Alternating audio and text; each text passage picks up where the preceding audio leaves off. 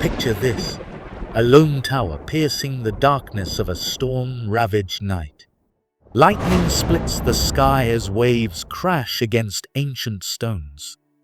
In the highest window, a flame flickers desperately against the wind, not just any flame, but a beacon of forbidden love.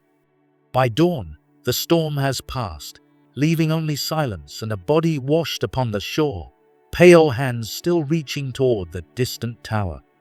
What madness could drive a sacred priestess to betray her holy vows?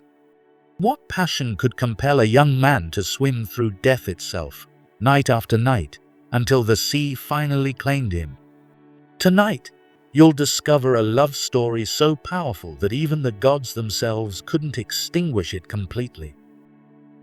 If tales of ancient passion and divine defiance intrigue you, hit that subscribe button, because we're just getting started on this journey through mythology's most haunting love stories. The Sacred Prison. In the ancient city of Sestos, where the Hellespont narrows to its most treacherous point, stood a tower dedicated to Aphrodite, goddess of love, yet ironically housing one who had sworn never to know it. Hero was her name, and she was bound by sacred vows that chained her to eternal solitude. Beautiful beyond mortal measure, with eyes that reflected the very flames she tended, she served as Aphrodite's priestess. But here lies the cruelest irony of fate. The goddess of love had chosen as her servant one whose heart burned with unquenched longing. Each dawn, Hero would climb her tower, lighting the sacred flames and watching ships pass on waters she could never cross. Each sunset, she would gaze across the strait toward Abydos, wondering about the lives she would never touch, the love she would never know. The temple rules were absolute. No man could approach her tower. No earthly passion could corrupt her divine service. She was to remain pure, untouched, a living vessel for the goddess's power. Yet in the quiet moments between prayers, Hero's fingers would trace the stone windowsill, and she would whisper questions to the wind. Why must love's servant be denied love itself? The Festival of Fate. When Aphrodite's great festival arrived, pilgrims flooded Sestos from across the ancient world. The irony was exquisite. Hero, forbidden from love, was required to bless the unions of others. As she performed the sacred rituals, her voice carried the traditional words, but her heart ached with each blessing she bestowed. Then, through the crowd of worshippers, she saw him. Leander of Abydos stood like a figure carved from marble and starlight. Young, powerful, with the kind of beauty that made gods jealous and mortals weep.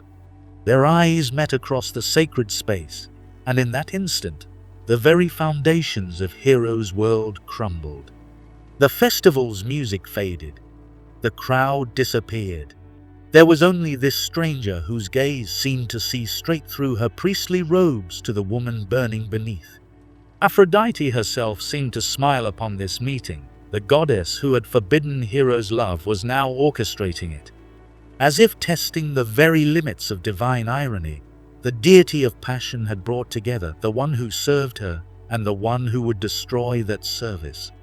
Leander approached the altar, ostensibly to make an offering, but his eyes never left Hero's face.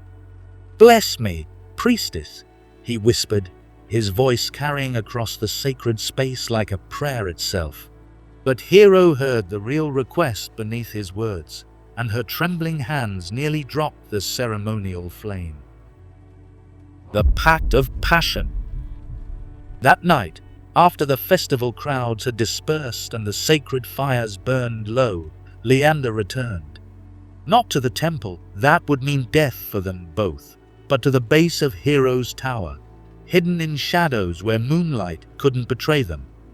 "I would swim the very depths of Hades to reach you," he called softly upward, and Hero's heart stopped. The Hellespont stretched between their cities like a liquid grave, its currents claiming countless lives. Ships feared its waters. Trained sailors respected its fury. Yet this young man spoke of swimming it as casually as crossing a stream. "You speak madness," Hero whispered down to him, but her voice carried no conviction. Something in his certainty, his absolute devotion, made the impossible seem merely difficult. "Then let it be beautiful madness," Leander replied. "Light a torch in your window each night when darkness falls. Let it be my star, my guide through the black waters.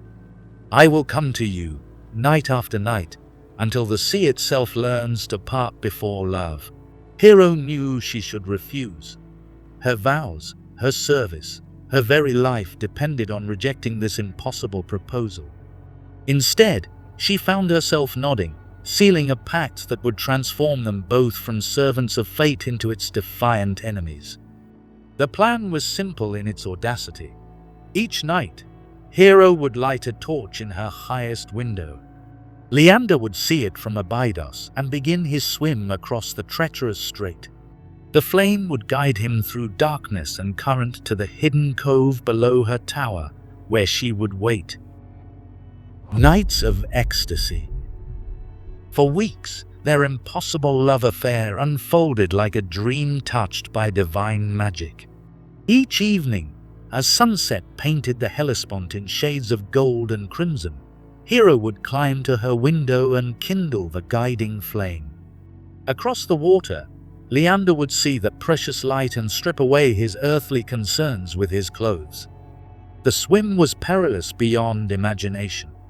The Hellespont's currents could drag down warships, its temperatures could stop a heart, its distances could exhaust the strongest swimmer. Yet love gave Leander strength beyond mortal limits. Night after night, he would slice through the dark waters, his eyes fixed on Hero's flame like a drowning man grasping for salvation.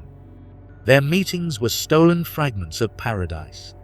In the hidden chamber below her tower, away from divine eyes and mortal judgment, they would hold each other as if each embrace could stop time itself. Hero would tend to Leander's salt-torn skin, warming him with touches that burned brighter than any sacred flame. He would whisper promises of a future where towers couldn't imprison her and seas couldn't separate them. But even in their deepest happiness, shadows gathered. Hero began having dreams of stormed dark waters and extinguished flames. Leander spoke of growing exhaustion, of each swim becoming harder than the last. The other priests noticed Hero's distraction, her joy that seemed to come from sources beyond their temple walls. Most ominous of all, the weather began to change. Autumn approached with its promise of violent storms, and the Hellespont grew restless, as if sensing the nightly challenge to its power. The light died. The storm that would end everything began as whispers in the evening wind. Hero lit her torch as always, but this time the flame danced nervously, as if it knew what was coming. Across the water, Leander saw the signal and prepared for what he assumed would be just another crossing. But the gods had grown tired of being defied. As Leander entered the water, the wind began to howl with supernatural fury. Waves rose like moving mountains, and rain fell like arrows shot by angry deities.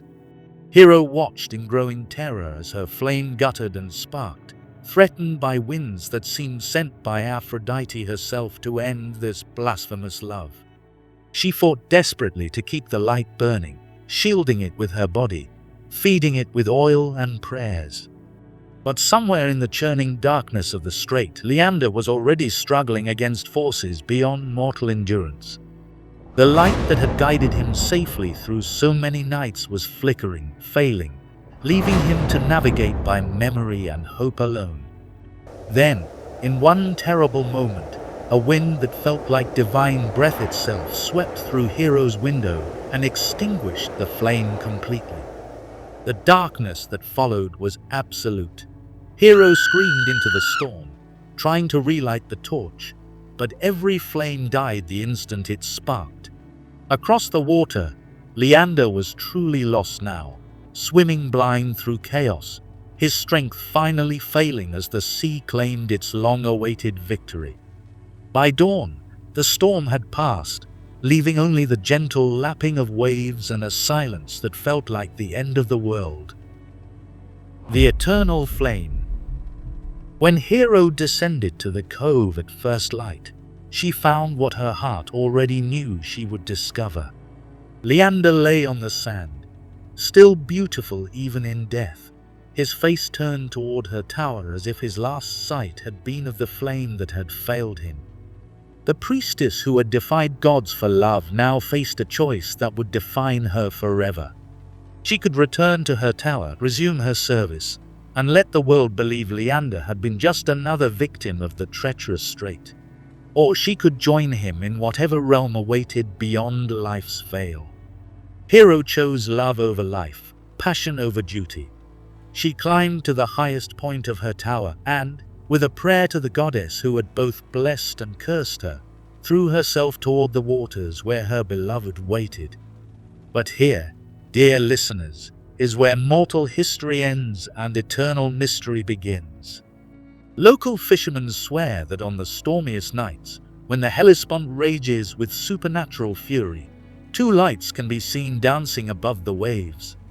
Not torches or ship lanterns, but something far more ethereal, the souls of Hero and Leander, some say, continuing their nightly rendezvous in death, as they could never safely do in life. Others claim that during the calmest evenings, when the water lies still as polished glass, you can hear laughter echoing across the strait, the sound of lovers finally free from towers and tides, united in a realm where neither gods nor men can separate them. Perhaps their love was so powerful, so absolute in its defiance of divine will, that it transcended the very boundaries of mortality. Perhaps some passions burn with flames that not even death can extinguish. The next time you stand beside dark waters under a stormy sky, listen carefully. You might just hear the echo of the most forbidden love story ever told, a reminder that some flames, once kindled, burn eternal.